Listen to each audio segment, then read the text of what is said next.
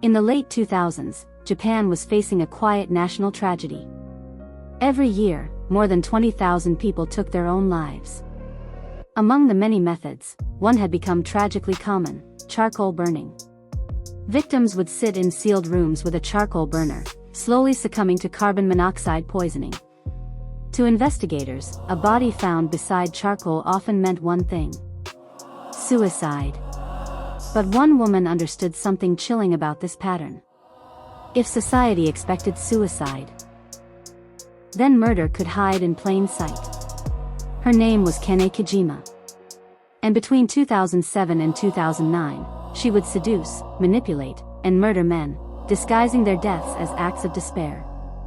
A childhood built on appearances.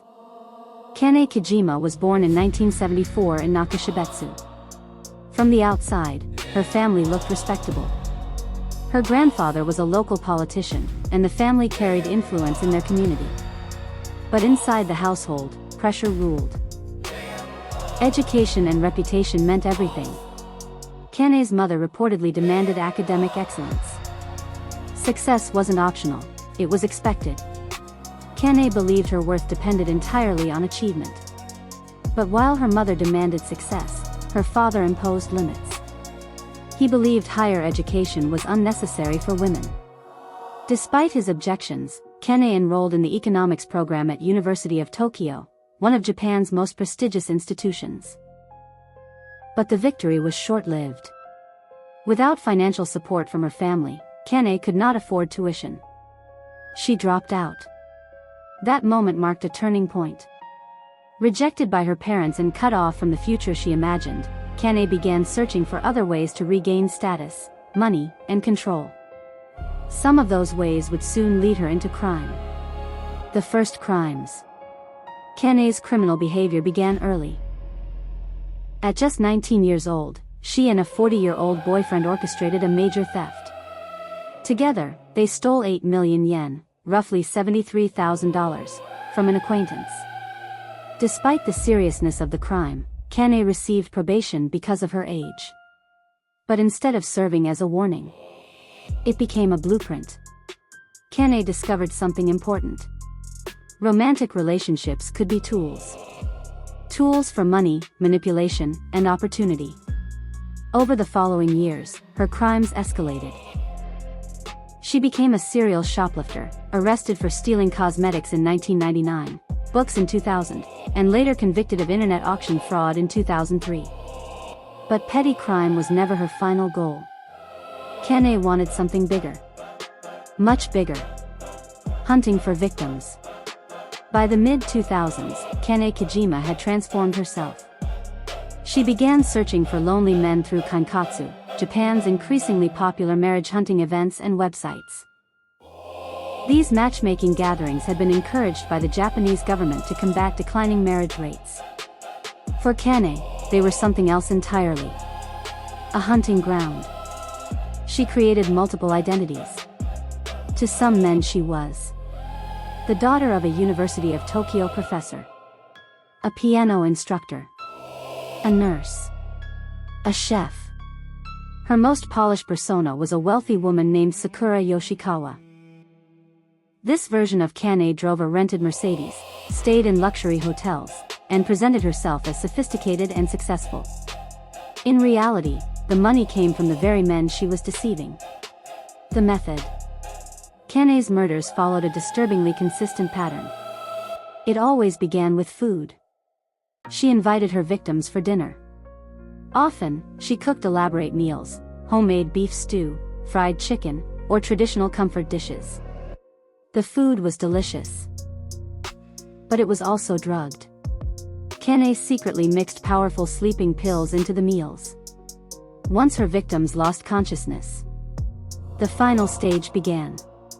She placed charcoal burners near them in sealed spaces, sometimes inside their homes, sometimes in rented vehicles.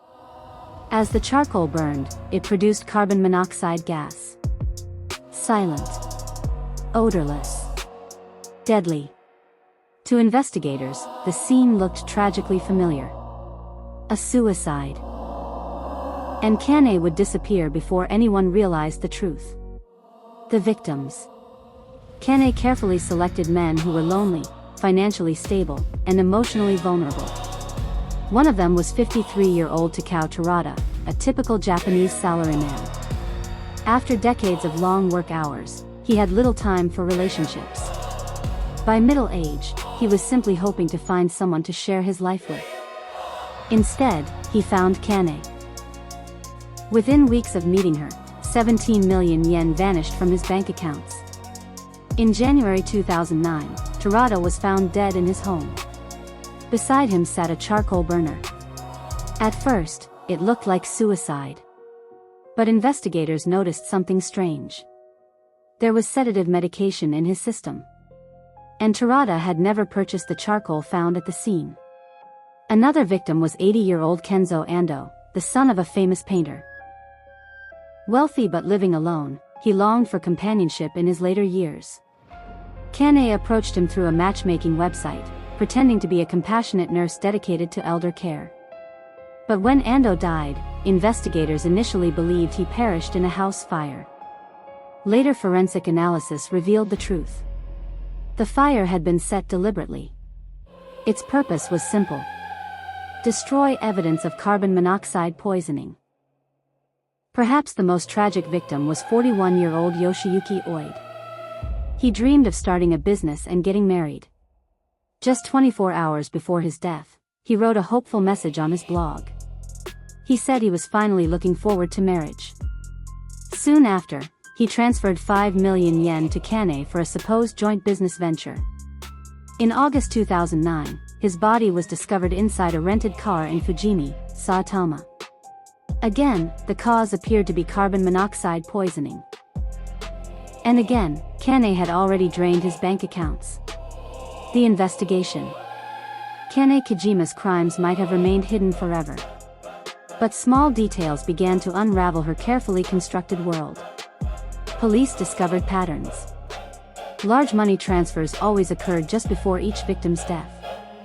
Security cameras captured Kanae withdrawing cash from victims' bank accounts.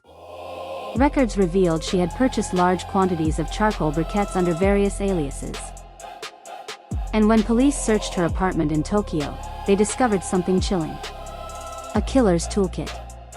Investigators found prescriptions for sleeping pills from 10 different doctors, sedative medications and cold remedies that cause drowsiness, a mortar and pestle containing traces of sleeping pills, documents listing her various aliases and dating profiles, purchase records for charcoal burners. The evidence was overwhelming. In court, Kanae attempted to explain the mortar and pestle.